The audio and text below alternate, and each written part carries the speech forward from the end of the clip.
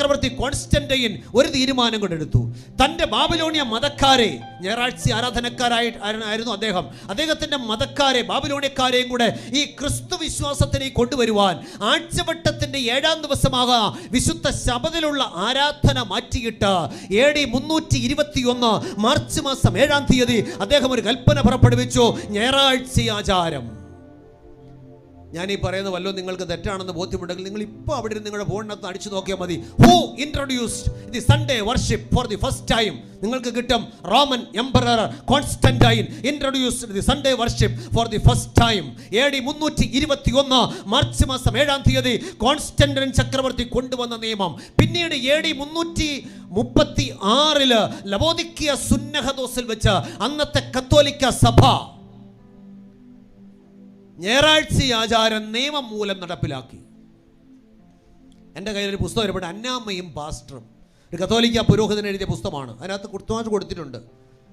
പിന്നെ വേറെ ചില പുസ്തകം അതിനകത്തെല്ലാം കൃത്യമായിട്ട് അവർ തന്നെ അവകാശപ്പെടുന്നുണ്ട് ഞങ്ങളാണ് അത് മാറ്റിയത്, കാരണം സഭയ്ക്ക് അധികാരമുണ്ടെന്ന് പറഞ്ഞാണ് അതിനെ മാറ്റിയത്. ഇനി ശ്രദ്ധിച്ചോണം. ഞായറാഴ്ച ആചാരം കോൺസ്റ്റന്റൈൻ ചക്രവർത്തിയിലൂടെ പിന്നീട് കാത്തലിക് ചർച്ചിലൂടെ ലോകത്തിലേക്ക് നടപ്പിലായി.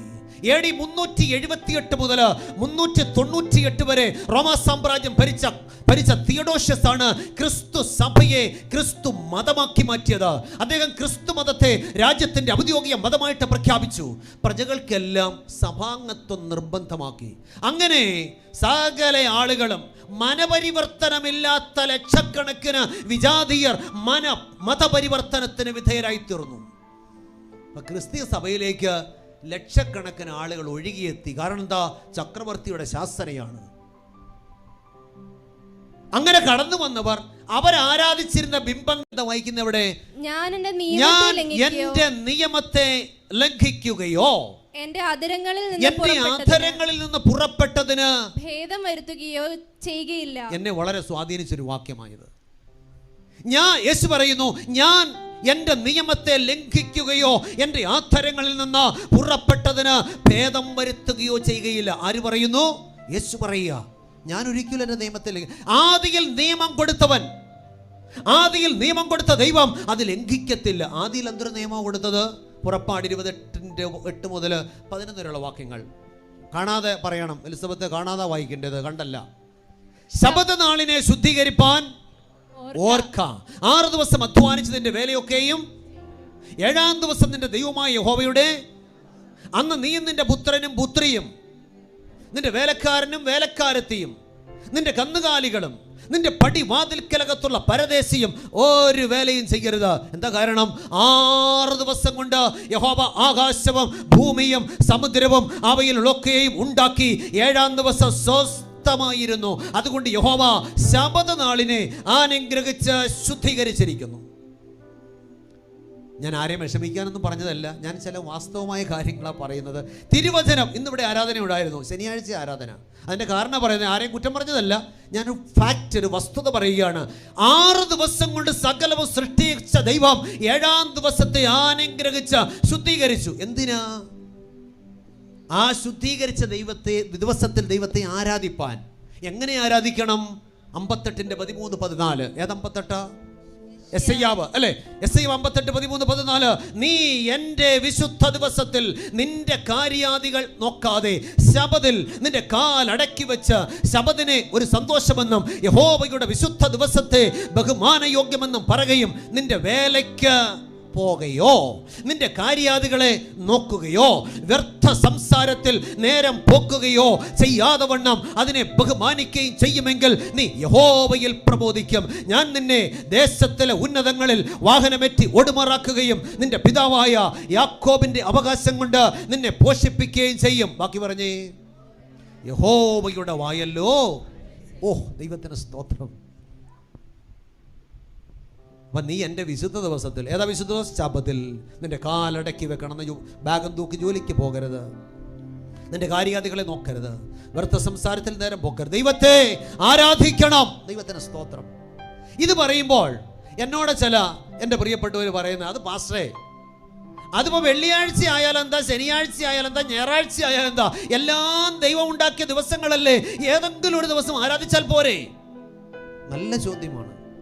ഏതെങ്കിലും ദിവസം ആരാധിച്ചാൽ മതിയോ? എൻ്റെ മറുപടി, എല്ലാ ദിവസവും ആരാധിക്കുന്നതിന് ഒരു കുഴപ്പവുമില്ല.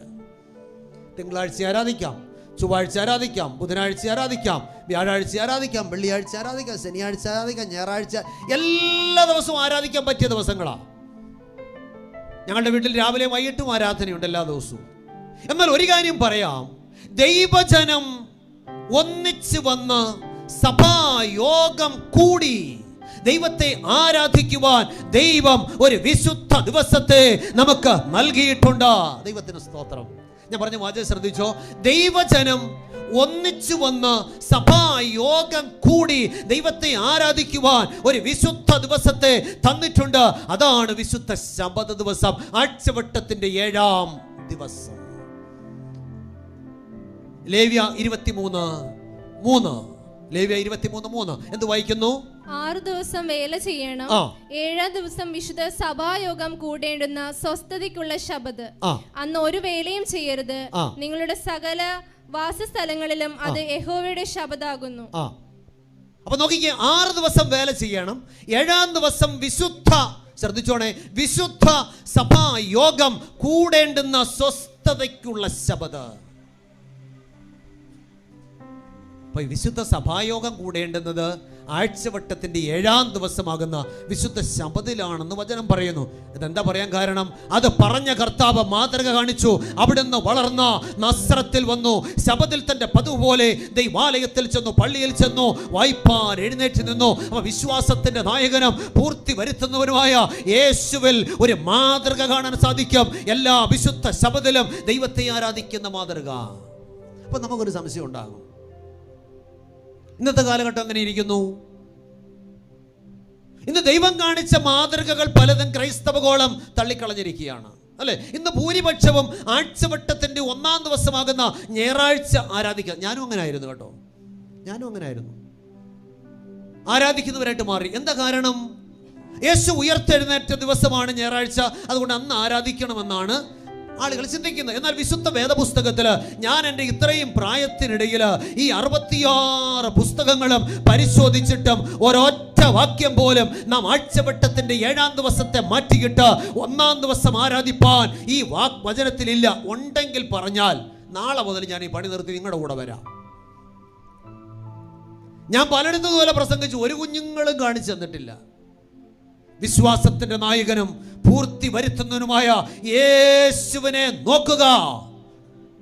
ഈ കർത്താവിൽ സകലത്തിന്റെയും മാതൃക കാണാം. പിന്നെ എങ്ങനെയാണ് ഈ ഞായറാഴ്ച ആചാരം ലോകത്തിൽ കടന്നു വന്നത്? അതറിയണമെങ്കിൽ അല്പം ചരിത്രം പഠിക്കണം. 1, 2, 3 നൂറ്റാണ്ടുകളുടെ ചരിത്രം പഠിച്ചാൽ മതി. ഈ 1, 2, 3 നൂറ്റാണ്ടുകൾ യേശുവിന്റെ അനുയായികൾ അതിക്രൂരമായ പീഡനങ്ങൾക്ക് വിധേയരായി തീർന്നു. റോമൻ ചക്രവർത്തിമാർ ക്രിസ്ത്യാനികൾക്ക് കൊടുത്ത പീഡനത്തിന്റെ ചരിത്രം വായിച്ചാൽ മനുഷ്യ മനസ്സാക്ഷിയെ ഞെട്ടിപ്പിക്കുന്ന ക്രൂരമായ ചരിത്രമാണ്. റോമൻ പടയാളികൾ വേട്ടപ്പട്ടികളെ പോലെ ക്രിസ്തു വിശ്വാസികളെ തിരഞ്ഞുപിടിച്ച് ഉപദ്രവിച്ചുകൊണ്ടിരുന്നു. അക്കാലത്ത് കർത്താവായ യേശുക്രിസ്തുവിൽ ആടിയുറച്ച വിശ്വാസമുള്ളവരും യേശുക്രിസ്തുവിൽ കൂടെയുള്ള വീണ്ടെടുപ്പിനെ കുറിച്ചും രക്ഷയെക്കുറിച്ചും ഉത്തമ ബോധ്യമുള്ളവരും മാത്രമേ ഈ ക്രിസ്തു വിശ്വാസത്തിലേക്ക് വന്നിരുന്നുള്ളൂ. ഇങ്ങനെ തുടരവേ AD 312 ഒക്ടോബർ മാസം 27-ാം തീയതി പീഡകനായ റോമൻ ചക്രവർത്തി കോൺസ്റ്റന്റൈൻ ഒരു ദർശനം കണ്ടു. ശ്രദ്ധിച്ച് കേൾക്കണം, ചരിത്രം പറയുന്നത്. നിങ്ങൾ ഇന്റർനെറ്റിൽ അല്ലെ ഗൂഗിളിൽ അടിച്ചു നോക്കിയാൽ നിങ്ങൾക്കും കിട്ടും. റോമൻ ചക്രവർത്തി കോൺസ്റ്റന്റൈൻ ഒരു ദർശനം കണ്ടു. എന്താ ദർശനം? അസ്തമയ സൂര്യന് മുകളിൽ ഒരു കുരിശടയാളം, അതിന് മുകളിൽ ഒരു മേലെഴുത്ത്. അതിങ്ങനെയാണ്, ഇൻ ദിസ് സൈൻ കോൺകർ. ഈ അടയാളത്തോടുകൂടെ യുദ്ധം ചെയ്യുക. മെൽവിൻ ബ്രിഡ്ജ് യുദ്ധത്തിൽ പരാജയ ഭീതിയിൽ നിൽക്കുമ്പോൾ കോൺസ്റ്റന്റൈൻ ചക്രവർത്തിക്കുണ്ടായ ദർശനമായത്. അതനുസരിച്ച് കുരിശടയാളമുള്ള പതാക വഹിച്ചുകൊണ്ട് കുരിശം പിടിച്ചുകൊണ്ട് യുദ്ധം ചെയ്തു. ആ യുദ്ധത്തിൽ കോൺസ്റ്റന്റൈൻ ചക്രവർത്തി, റോമൻ ചക്രവർത്തി വിജയിച്ചു. അതോടുകൂടെ ക്രിസ്ത്യാനികളോട് താല്പര്യമായി. കുരിശുമരണങ്ങളും മല്ലയുദ്ധങ്ങളും പീഡനങ്ങളും അവസാനിപ്പിച്ചു. റോമൻ ചക്രവർത്തി കോൺസ്റ്റന്റൈൻ ക്രിസ്തു വിശ്വാസം സ്വീകരിച്ച സഭാംഗമായിട്ട് മാറി. ക്രിസ്ത്യാനികൾക്ക് ഉയർന്ന പദവികൾ കൊടുത്തു, സമൂഹത്തിൽ സ്ഥാനമാനങ്ങൾ കൊടുത്തു. സഭാ സേവനം ചെയ്യുന്നവരെ നികുതിയിൽ നിന്ന് ഒഴിവാക്കി. അപ്പൊ അങ്ങനെയുള്ള സ്ഥാനമാനങ്ങൾ ലഭിച്ചപ്പോൾ രാജപ്രീതിക്ക് വേണ്ടിയും സ്വാർത്ഥ താല്പര്യങ്ങൾക്ക് വേണ്ടിയും യേശുക്രിസ്തുവിൽ വിശ്വാസമില്ലാത്തവർ പലരും സ്നാനപ്പെട്ട് ക്രിസ്തീയ സഭയുടെ ഭാഗമായിട്ട് മാറി. റോമൻ ചക്രവർത്തി കോൺസ്റ്റന്റൈൻ ഒരു തീരുമാനം കൊണ്ടെടുത്തു. തൻ്റെ ബാബിലോണിയ മതക്കാരെ, ഞായറാഴ്ച ആരാധനക്കാരായിരുന്നു അദ്ദേഹത്തിന്റെ മതക്കാരെ, ബാബിലോണിയക്കാരെയും കൂടെ ഈ ക്രിസ്തു വിശ്വാസത്തിലേക്ക് കൊണ്ടുവരുവാൻ ആഴ്ചവട്ടത്തിന്റെ 7-ാം ദിവസമാകാം വിശുദ്ധ ശബത്തിലുള്ള ആരാധന മാറ്റിയിട്ട് AD 321 മാർച്ച് മാസം 7-ാം തീയതി അദ്ദേഹം ഒരു കൽപ്പന പുറപ്പെടുവിച്ചു. ഞായറാഴ്ച ആചാരം. ഞാൻ ഈ പറയുന്ന വല്ലോ നിങ്ങൾക്ക് തെറ്റാണെന്ന് ബോധ്യമുണ്ടെങ്കിൽ നിങ്ങൾ ഇപ്പോൾ അവിടെ ഇരുന്ന് നിങ്ങളുടെ ഫോണിനകത്ത് അടിച്ചു നോക്കിയാൽ മതി. Who introduced the Sunday worship for the first time? നിങ്ങൾക്ക് കിട്ടും. Roman emperor Constantine introduced the Sunday worship for the first time. AD 321 March മാസം 7-ാം തീയതി കോൺസ്റ്റന്റൈൻ ചക്രവർത്തി കൊണ്ടുവന്ന നിയമം. പിന്നീട് AD 336 ലവോദിക്കിയ സുന്നഹദോസിൽ വെച്ച് അന്നത്തെ കത്തോലിക്ക സഭ ഞായറാഴ്ച ആചാരം നിയമം മൂലം നടപ്പിലാക്കി. എൻ്റെ കയ്യിലൊരു പുസ്തകം ഒരുപാട് അന്നാമ്മയും പാസ്റ്ററും, ഒരു കത്തോലിക്ക പുരോഹിതൻ എഴുതിയ പുസ്തകമാണ്. അതിനകത്ത് കൃത്യമായിട്ട് കൊടുത്തിട്ടുണ്ട്. പിന്നെ വേറെ ചില പുസ്തകം അതിനകത്തെല്ലാം കൃത്യമായിട്ട് അവർ തന്നെ അവകാശപ്പെടുന്നതുകൊണ്ട് ഞങ്ങളാണ് അത് മാറ്റിയത്. കാരണം സഭയ്ക്ക് അധികാരമുണ്ടെന്ന് പറഞ്ഞാണ് അതിനെ മാറ്റിയത്. ഇനി ശ്രദ്ധിച്ചോണം. ഞായറാഴ്ച ആചാരം കോൺസ്റ്റന്റൈൻ ചക്രവർത്തിയിലൂടെ പിന്നീട് കാത്തലിക് ചർച്ചിലൂടെ ലോകത്തിലേക്ക് നടപ്പിലായി. AD 378 മുതൽ 398 വരെ റോമാ സാമ്രാജ്യം ഭരിച്ച തിയഡോഷ്യസ് ആണ് ക്രിസ്തു സഭയെ ക്രിസ്തു മതമാക്കി മാറ്റിയത്. അദ്ദേഹം ക്രിസ്തു മതത്തെ രാജ്യത്തിന്റെ ഔദ്യോഗിക മതമായിട്ട് പ്രഖ്യാപിച്ചു. പ്രജകൾക്കെല്ലാം സഭാംഗത്വം നിർബന്ധമാക്കി. അങ്ങനെ സകല ആളുകളും മനപരിവർത്തനമില്ലാത്ത ലക്ഷക്കണക്കിന് വിജാതീയർ മതപരിവർത്തനത്തിന് വിധേയരായി തീർന്നു. ക്രിസ്തീയ സഭയിലേക്ക് ലക്ഷക്കണക്കിന് ആളുകൾ ഒഴുകിയെത്തി. കാരണം എന്താ? ചക്രവർത്തിയുടെ ശാസനയാണ്. അങ്ങനെ കടന്നു വന്നവർ അവരാരാധിച്ചിരുന്ന ബിംബങ്ങളും പ്രതിഷ്ഠകളും അവരുടെ ആചാരങ്ങളും കൂടെ കൊണ്ടുപോരുന്നു. എന്നിട്ട് അവർ ആരാധിച്ചിരുന്ന ബിംബങ്ങളും പ്രതിഷ്ഠകളും ദൈവാലയത്തിന്റെ അപ്രധാന സ്ഥാനങ്ങളിൽ സ്ഥാപിച്ചു. യേശുവിനെ ആരാധിക്കുന്നതോടൊപ്പം അവയെ ആരാധിക്കാൻ തുടങ്ങി. അവയ്ക്ക് നേർച്ച കാഴ്ചകൾ അർപ്പിച്ചു. അവയുടെ നാമത്തിൽ പെരുന്നാളുകൾ ആരംഭിച്ചു. അങ്ങനെ സഭയിലേക്ക് നുഴഞ്ഞു കയറി വന്ന ഈ ജാതീയ ആചാരങ്ങളെ പിൽക്കാലത്ത് സഭകൾ പാരമ്പര്യങ്ങൾ എന്ന പേരിൽ ഉൾക്കൊണ്ടു. കവി ഇങ്ങനെ പാടിയിട്ടുണ്ട്: ഇന്നലെ ചെയ്തോരബദ്ധം മൂഢർക്ക് ഇന്നത്തെ ആചാരമാകാം, നാളത്തെ ശാസ്ത്രമതാകാം, അതിങ്കൽ ആശ്ചര്യം കൊള്ളായിക നീ. അപ്പൊ ഇന്നലെ ചെയ്ത അബദ്ധങ്ങൾ പലതും ഇന്നത്തെ ക്രൈസ്തവ സഭകൾക്ക് ആചാരങ്ങളായിട്ട് മാറി. വിശ്വാസത്തിന്റെ നായകനും പൂർത്തി വരുത്തുന്നവനുമായ യേശു കാണിച്ച മാതൃകയെടുത്ത് ദൂരെ കളഞ്ഞു. രാത്രികാലം എന്നെ കേൾക്കുന്ന പ്രിയമുള്ളവരെ, ദൈവത്തിന്റെ പരിശുദ്ധാത്മാവിന് നമ്മോട് ദൂത് പറയാനുണ്ട്.